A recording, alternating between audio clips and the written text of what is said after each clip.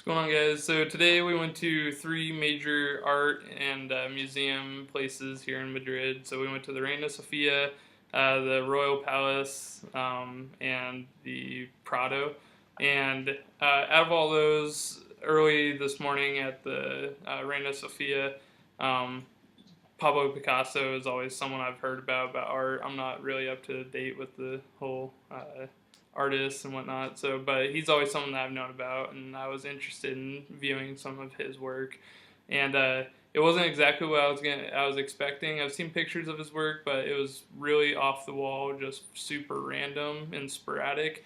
But and then it was explained to me that he had like his beginning art, his middle art, and then his ending art, which was close to the end of his life, and how there's kind of like backstories with all of them. But overall, I thought it was pretty weird in a common language. I mean, it was really sporadic in my opinion. So, um, still gonna research a little bit more about like why it was like that. But overall, it was pretty cool, amazing experience getting to see artwork from hundreds of years ago and how good of a condition it's still in. So, yeah.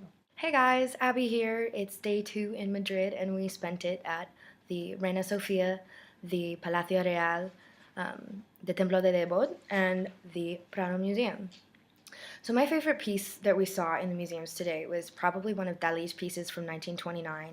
I can't remember the name, but it has a bunch of these interesting sort of faces coming out from the top of this like pillar, and there's a lot of detail in it, and I think that's why I liked it so well. And I think that's my favorite thing about Dali as an artist in general is he just puts so much work into his art.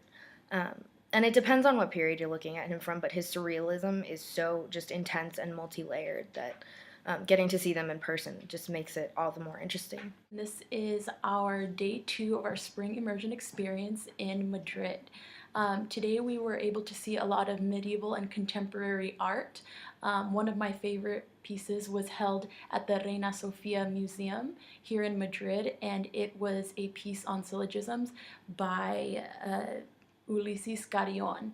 So what this artist did is that he kind of arranged syllogisms from 1 through 8 in an order to make sense out of basic life needs.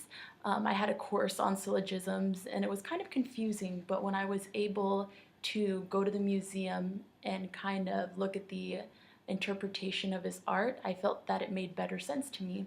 So that was kind of a good learning experience for me.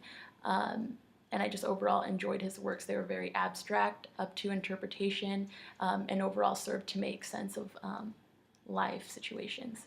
Hello everyone, today is day 2 in Spain. Today we went to many museums and got to enjoy different artwork.